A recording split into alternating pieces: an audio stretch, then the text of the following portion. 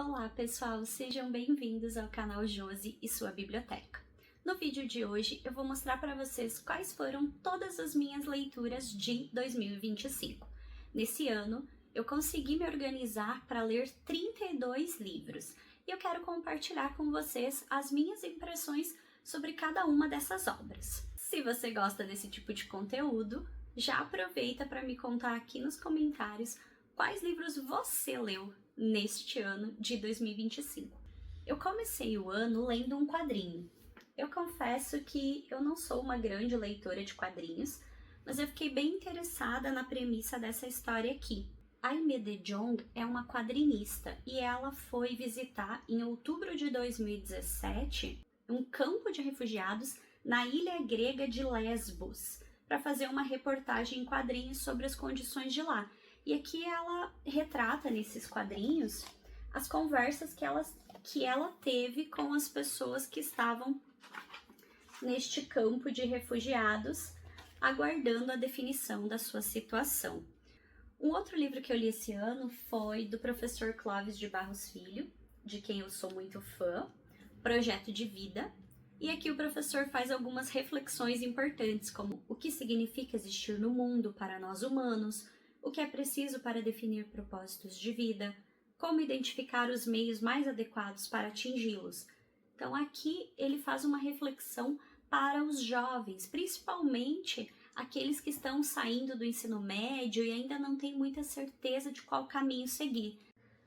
Outro livro interessantíssimo que eu li esse ano foi A Lanterna das Memórias Perdidas, da Sanaka Hiragi.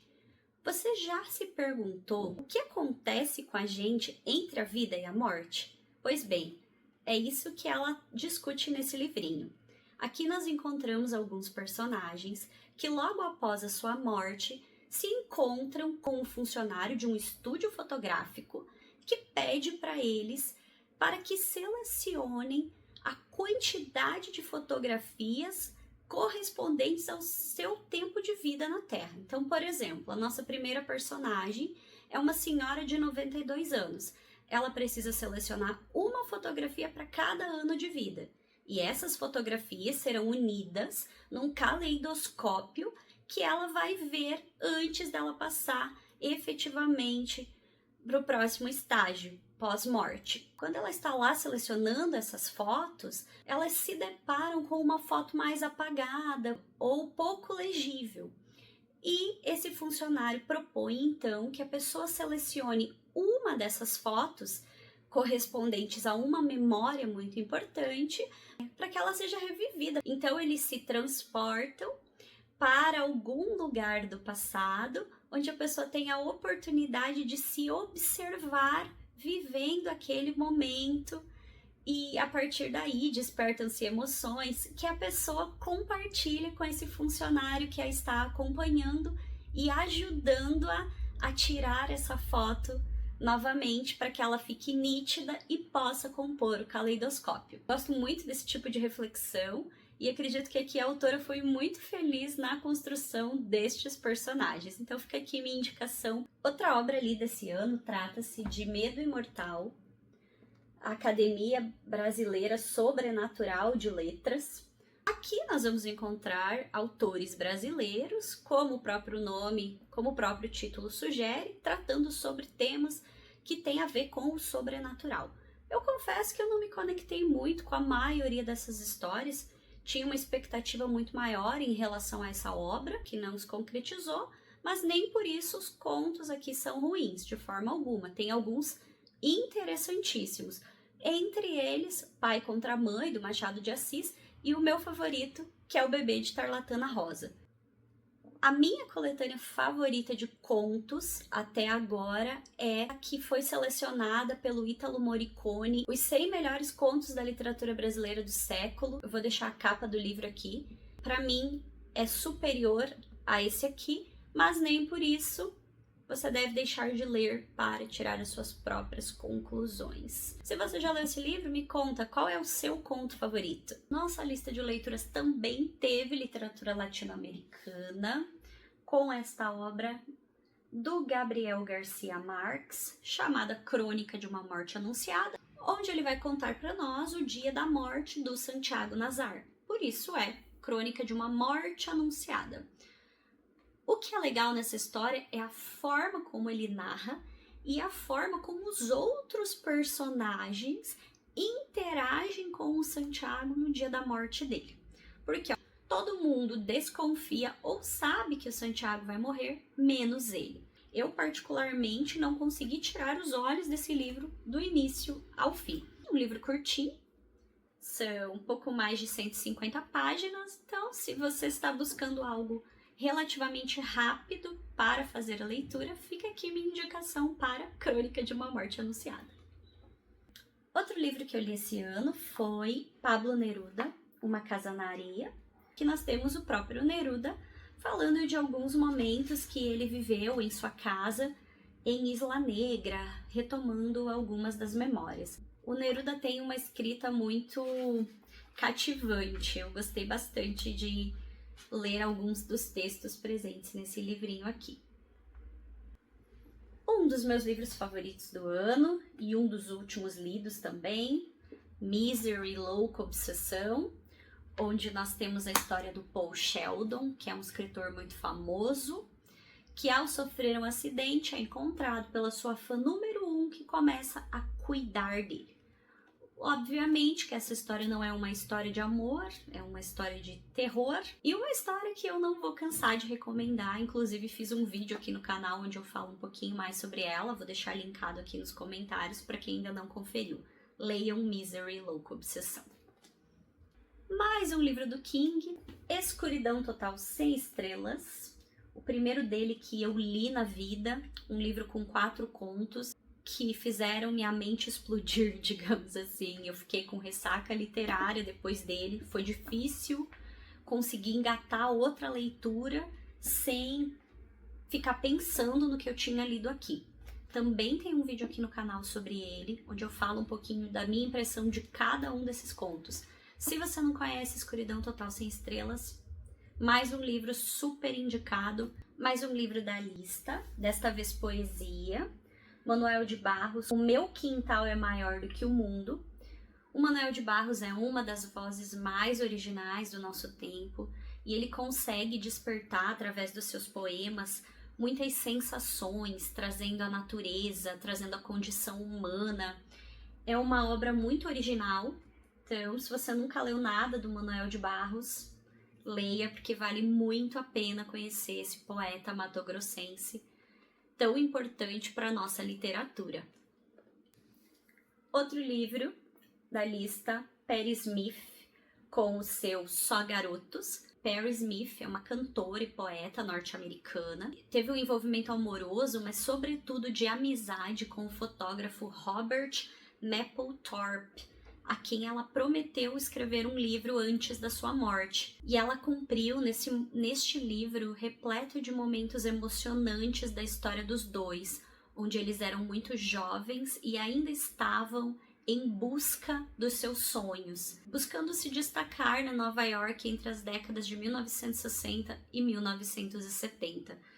É um livro que eu fiquei bastante emocionada em alguns momentos, pela força desses dois jovens, pelo apoio, pelo carinho que eles tinham um pelo outro. Muito interessante esse livro, se você não conhece, vale a pena a leitura. Mais um lido desse ano, desta vez um clássico, A Divina Comédia, do Dante Alighieri. Eu confesso que eu só finalizei Inferno até agora, onde o Dante se encontra com o poeta Virgílio, que se torna o seu guia por todos os 9 círculos do inferno pelos quais ele passa, e onde ele vai encontrando pessoas conhecidas, pessoas importantes do seu tempo. Não é um livro com uma linguagem simples de entender, mas as notas no final de cada um desses poemas, elas contribuem muito para ajudar a nossa compreensão, principalmente quando o Dante traz algum personagem daquela época, ou mesmo um tópico de mitologia, e assim por diante. Então essa edição bilíngue aqui da editora 34, ela é bastante rica nessas notas, e isso auxilia muito na leitura. Gostei bastante do Inferno, já iniciei a leitura do Purgatório, mas ainda não finalizei e acredito que não vou conseguir finalizar ainda em 2025. Mais um livro dessa lista, Harlan Coben, com o seu Apenas um Olhar. Esse livro ficou devendo, na minha opinião. Eu tinha uma expectativa em relação a ele, porque a contracapa fala muito bem, inclusive o Harlan Coben é bastante premiado, é um autor norte-americano também. Só que eu não consegui me conectar com a história, achei um pouco enrolada, os acontecimentos um pouco forçados em alguns pontos. Talvez ele pudesse ter dito o que ele tinha para dizer em menos páginas. Ou talvez eu, por ter adorado ler Stephen King, tenha ficado o tempo todo comparando esta história de suspense aqui com Misery e com Escuridão Total Sem Estrelas. Talvez a minha frustração com esse livro advenha um pouco disso também. O fato é que não é uma leitura ruim, mas não chegou nem perto das minhas expectativas em relação a ela. Outro livro de poesia, dessa vez um autor contemporâneo, Gregório do Vivier, com o seu Ligue os Pontos, Poemas de Amor e Big Bang. Muito interessante a premissa dessa história. Ele divide a obra em duas partes. A primeira parte chama Cartografia Afetiva, e aqui ele vai trazendo, como o próprio nome diz, um apanhado dos lugares do Rio de Janeiro e as sensações, os sentimentos, expressões de afeto em relação àqueles lugares, comparações e assim por diante. E a segunda parte chama Aprender a Gostar Muito. E aqui fala-se mais sobre o amor. Eu gostei bastante e eu vou ler um dos poemas dessa cartografia afetiva. Alguns lugares pertencem a tempos específicos e jazem enclausurados numa data, como certos becos de Copacabana que moram em 1993. Eternamente, e de onde se pode ligar de orelhões com fichas e comprar revistinhas do Cascão por 5.000 cruzeiros. É interessante também a pontuação. O autor não usa muitas pontuações ao longo da escrita destes poemas. Confesso que me surpreendeu muito positivamente essa obra. Então fica aqui minha indicação, se você gosta de poesia, ou se você não sabe por onde começar, esse livro é bem interessante. Minha última leitura deste ano foi Os Irmãos Karamazov, do Fyodor Dostoiévski. Eu adorei esse livro, principalmente esse volume 2, onde as coisas ficam mais esclarecidas. Digamos que aqui a leitura flui mais do que no primeiro livro, pelo menos foi assim para mim. O primeiro livro eu senti um pouco mais de dificuldade, foi um pouco mais arrastado, algumas discussões talvez um pouco mais filosóficas, um andamento mais lento do enredo. E aqui muita coisa do que aconteceu lá no primeiro livro, ou das pistas que ele dá no primeiro livro, se esclarece. Então talvez por isso tenha me chamado mais atenção. Gostei bastante, me surpreendeu. Ele não superou Crime e Castigo como meu livro favorito do Dostoiévski, mas fica aqui minha recomendação para esse livraço que é Os Irmãos Karamazov. Eu adorei fazer a leitura. Outro livro que eu adorei conhecer, de um autor que eu nunca tinha lido nada, eu quero ler Reparação dele, mas comecei por esse aqui, Na Praia. A história trata de um jovem casal que se conhece e resolve se casar muito cedo. Só que antes do casamento, eles conversam pouco sobre expectativas, sobre sonhos, sobre traumas de cada um, e isso impacta diretamente na relação deles ainda durante a lua de mel. A forma como o Ian McQueen escreve essa história, como ele consegue trazer esses dilemas do casal e como ele soluciona esses dilemas é interessantíssima. Então, se você não conhece Na Praia do Ian McQueen, dê uma chance, uma obra espetacular. Trago aqui para vocês literatura finlandesa, Tove Jansson, com sua A Traidora Honrada. O fato é que é uma moça que acaba ficando responsável pelo seu irmão mais novo, eles moram na neve e algo acontece para que as pessoas sintam desconfiança em relação à família dela. Essa é basicamente a premissa do livro. Eu confesso que eu não gostei.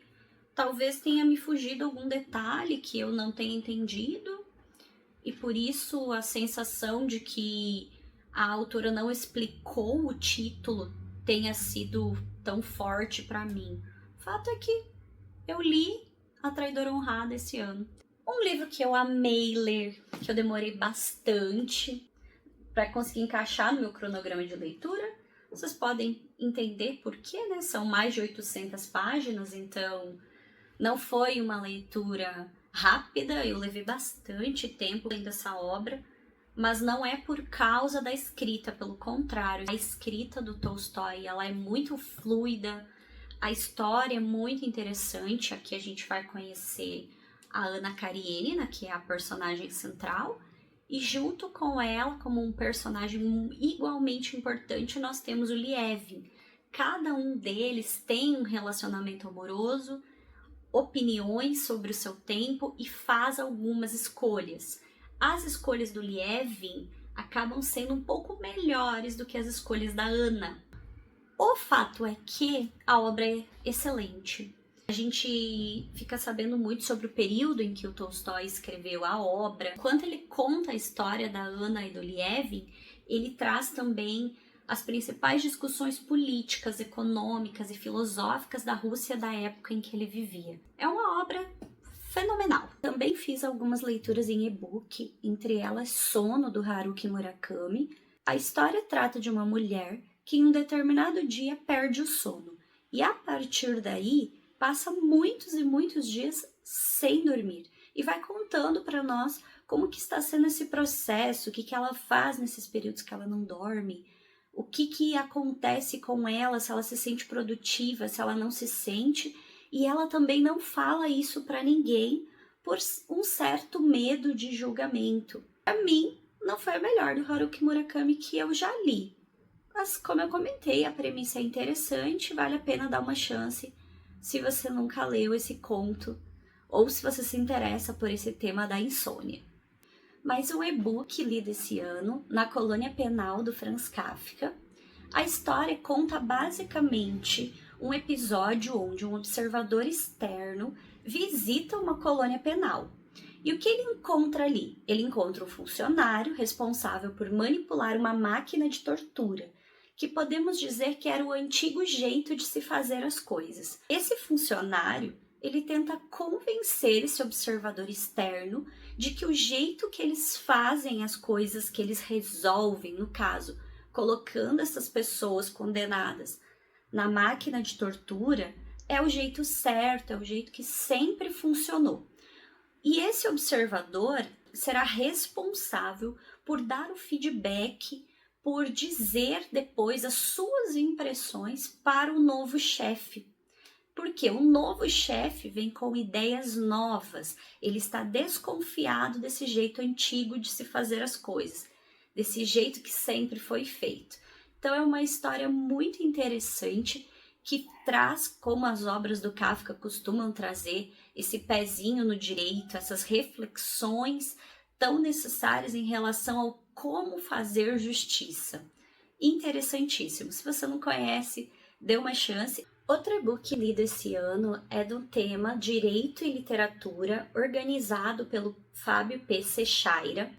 Esse livro ele é introdutório e busca fomentar, ele busca mostrar a importância da literatura na vida do estudante de direito e dos próprios juristas depois de formado.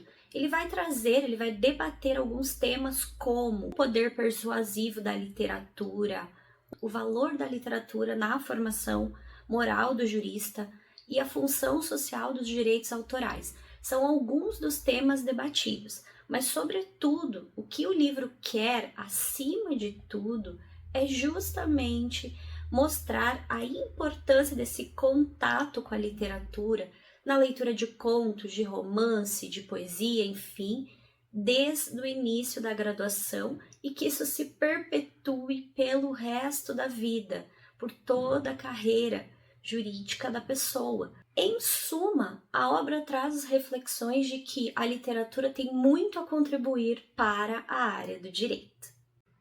Mais uma obra maravilhosa para indicar para vocês, Tomates Verdes Fritos no Café da Parada do Apito.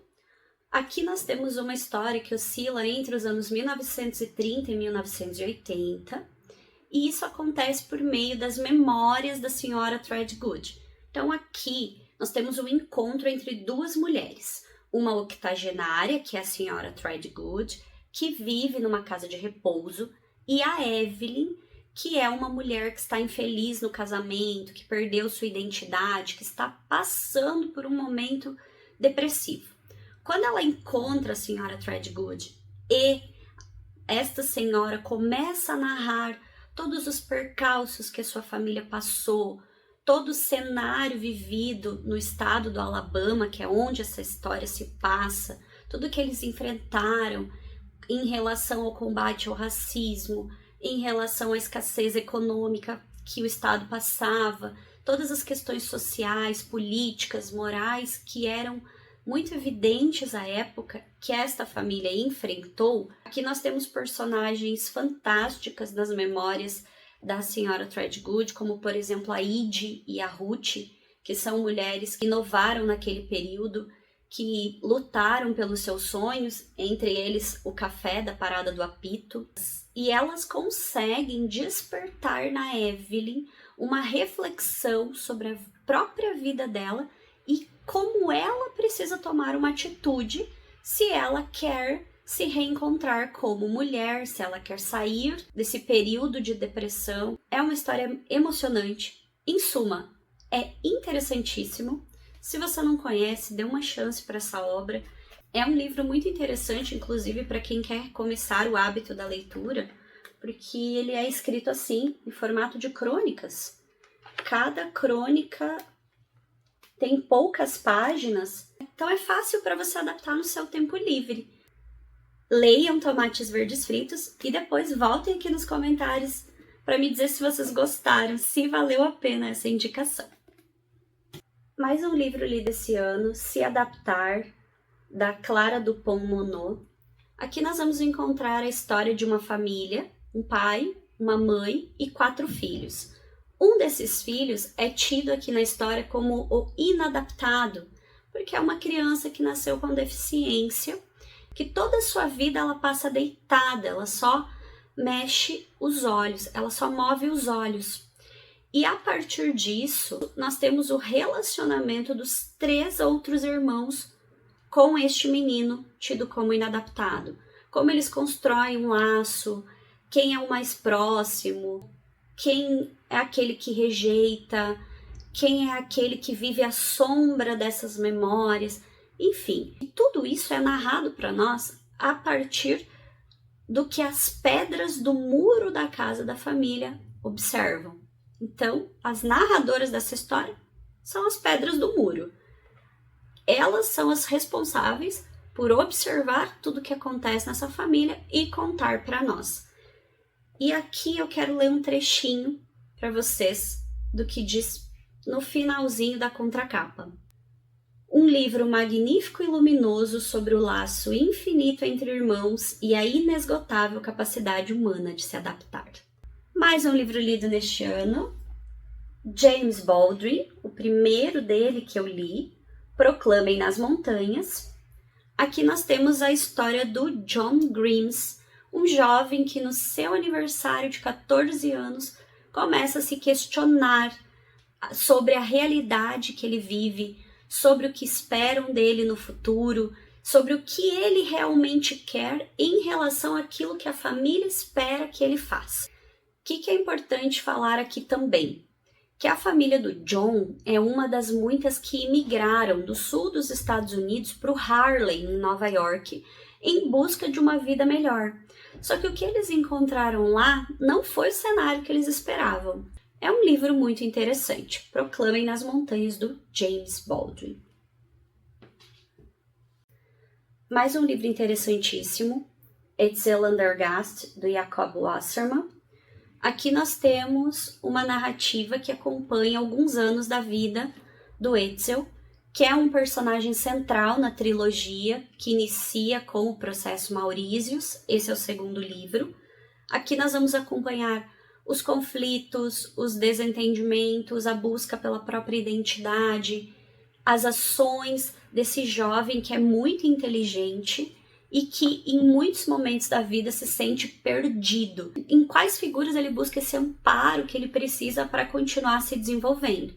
Ele é um jovem cujos pais são separados, que herdou muitas características da mãe que não são aprovadas pelo pai. Então ele vive esse conflito entre tentar agradar ao pai e ao mesmo tempo não fugir das ideias que ele mesmo acredita que são importantes. Enfim, lemos o segundo livro da trilogia esse ano. Quem sabe 2026 eu consigo fazer a leitura do último livro para poder finalizar a trilogia. Outro livro lido esse ano, Dublinenses, do James Joyce. O primeiro livro dele que eu li, contos que retratam a Irlanda do século XX. Eu confesso que eu não gostei desses contos. Foi a minha porta de entrada na leitura do James Joyce. Eu imaginei que se eu começasse por aqui, talvez me interessasse mais pela obra do autor, mas aconteceu o contrário. Eu percebi que não é um autor que eu tenho pressa para ler. Embora ele seja um grande escritor e tenha um papel fundamental na literatura mundial, esse livro não me convenceu a continuar lendo James Joyce. Quem sabe daqui a uns anos a gente tenta um outro livro do autor e sai mais convencido. Mas não posso deixar de dizer que é um livro interessante. Se você quer conhecer um pouco do cenário da Irlanda lá no século XX, principalmente do que os moradores de Dublin faziam, sentiam, pensavam, é uma excelente obra para essa finalidade. Outro livro lido esse ano, As Pequenas Virtudes, da Natalia Ginzburg. Aqui nós encontramos 11 textos onde a autora retrata memórias de acontecimentos importantes da sua vida, a relação com os filhos, o período de escassez do pós-guerra, o seu relacionamento amoroso, enfim, ela vai trazer aqui de uma forma muito delicada todas essas questões. Artigo 353 do Código Penal, do Tanguy Viel. Eu não conhecia esse autor, mas eu adorei o que ele faz nesse livro aqui. É um livro curtinho, mas ele traz tantas reflexões, aqui ele vai falar sobre justiça. Ele vai falar sobre um personagem que é um trabalhador, que tem suas economias, que mora num vilarejo simples e que um certo dia é convencido por um corretor de imóveis muito famoso que se muda para aquele vilarejo temporariamente e começa a vender um prédio para esses pescadores, para essas pessoas simples, que tudo que elas têm na vida são as suas economias. Só que esse empreendimento, os anos passam e ele nunca fica pronto. E isso vai desencadear uma série de emoções no nosso personagem e também no filho do nosso personagem. E é isso que nós acompanhamos aqui. Interessantíssimo. Achei essa escrita impecável, esse livro impecável. É daqueles que marcam profundamente. Então, se você não conhece e você gosta de histórias relacionadas ao direito, à justiça, não deixe de ler Artigo 353 do Código Penal. Outra história maravilhosa desse ano, Irretocável, Simone de Beauvoir com seu A Mulher Desiludida.